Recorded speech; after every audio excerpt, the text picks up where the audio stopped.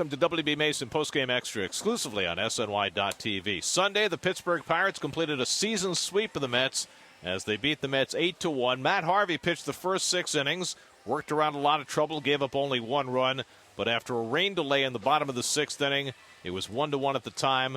The game changed drastically in the 7th. You know, I tell you, our starting pitching battles. They battle. The days they don't have their best stuff, they battle. You know, Matt didn't give in. Cripes, he's still in the 6th inning. He needed to make a pitch. It was 98 miles an hour. You know, it's still there. And that's why I love them. They don't give in. They don't.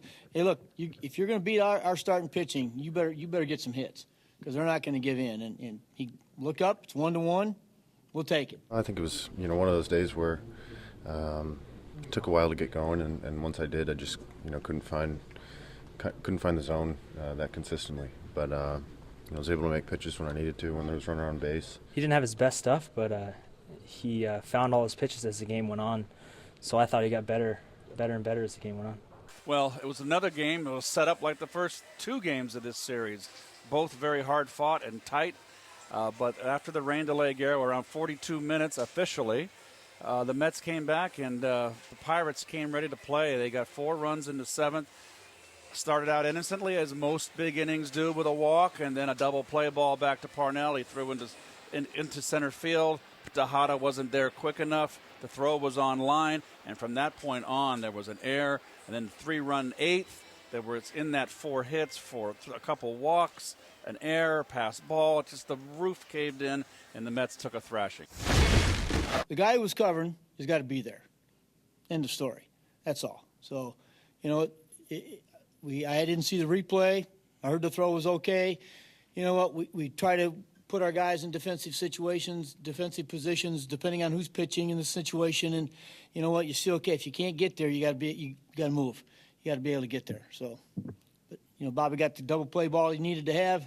We didn't make the play.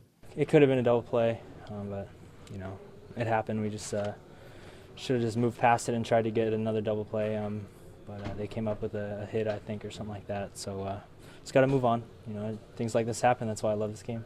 1 inning, 1 ball goes through. The last 2 games, it's a different ball game. But today was a rough one. We're going to move forward. It only got worse after that. 15 hits in all for the Pirates, who go 6-0 against the Mets, who also got swept in the season series by the Cubs, who were 7-0 against the Mets. So a homestand that began with 4 straight wins for the Mets ends with 3 straight losses. Well, they've got an off day. They're going to go on an airplane tonight and on their way to Baltimore, an off day tomorrow to regroup. And they got a road trip coming up, and they got to collect themselves and go forward.